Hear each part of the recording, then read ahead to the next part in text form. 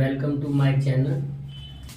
आज ना हम ये 10th मैथ का चैप्टर नंबर 1 के कुछ इम्पोर्टेंट क्वेश्चंस करवा रहे हैं जो बोर्ड 2024 में आएंगे या आ सकते हैं। आएंगे तो नहीं बोलना चाहिए, आ सकते हैं। मोस्ट इम्पोर्टेंट मैं ये एक इस वीडियो में, एक नेक्स्ट वीडियो में आपको 4 क्वेश्चंस मिलेंगे। These are the most important question for the 2024। अब देखो पहला क्वेश्चन क्या है, ये आप पढ़ो।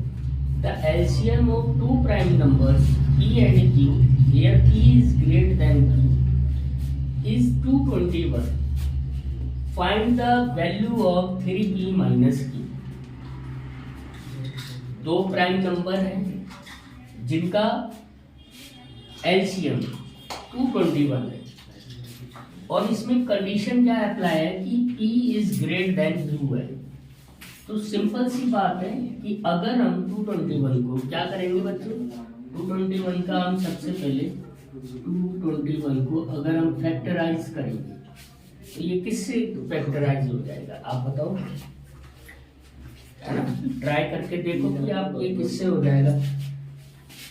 अगर इसको 17 से करोगे तो 30 टाइम्स जाएगा, 13 टाइम्स। ओके, करेक्ट है 13। तो ये और ये अगर आप देखो कि ये दोनों ही नंबर क्या है, ये दोनों ही नंबर आपके प्राइम नंबर से। प्राइम नंबर कौन से होते हैं? प्राइम नंबर वो नंबर्स होते हैं जिनके सिर्फ और सिर्फ या तो 1 उनका एक वो होता है मल्टीपल या फिर सेम खुद नंबर होते हैं। तो यहाँ पे हम लिख दें हियर, क्या लिखोगे, 221 इज इक्वल टू 17 इंटू 13।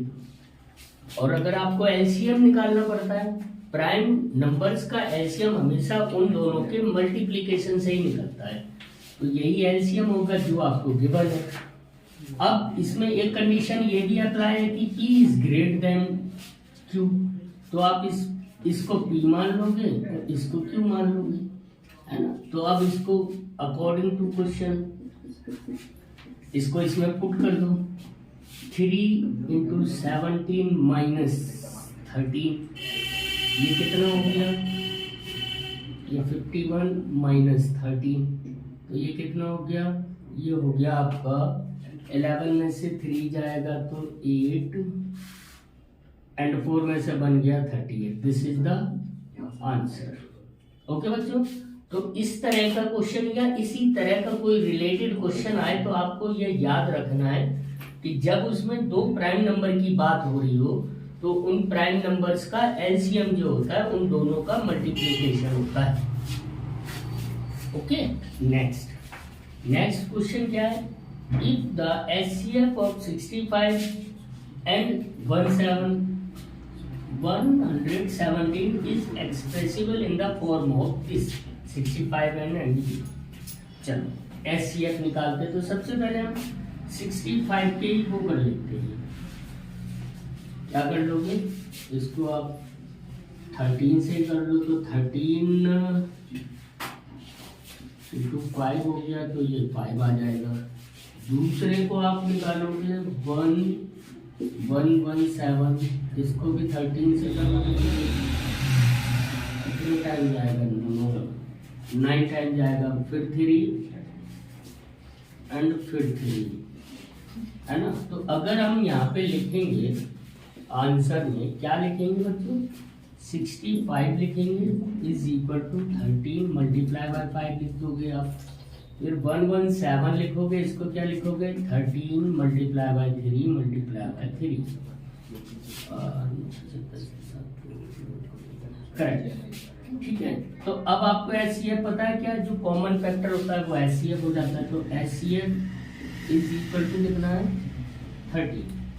अब आपको ये बोला गया है कि ये जो एचसीएफ है किसका, इन दोनों का, वो इस टर्म में लिखा गया है। सिंपल अगर आप समझना चाहो, एक्सप्रेसिबल का मतलब क्या होता है कि एक्सप्रेस करा गया है, तो आप ये यही लिख दोगे और इसको आप सॉल्व कर दोगे। क्या है, 65n minus 117 is equal to 13, क्योंकि इसका एचसीएफ तो ये निकला ना बच्चों, आपने एचसीएफ इन दोनों का एचसीएफ निकाला, वो ये निकला।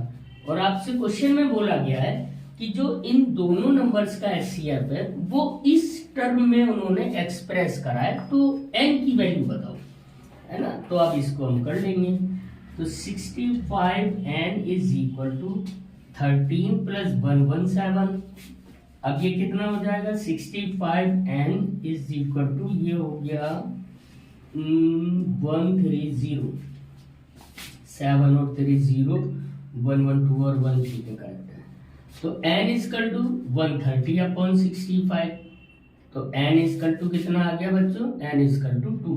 That is the answer. Okay बच्चों, तो आप इसी तरह से वीडियो देखते भी रहो, इम्पोर्टेंट से इम्पोर्टेंट आपको मिलते रहेंगे, चैप्टर वाइज भी मिलते रहेंगे। और इस वीडियो को लाइक एंड सब्सक्राइब भी करते रहिए। Thank you.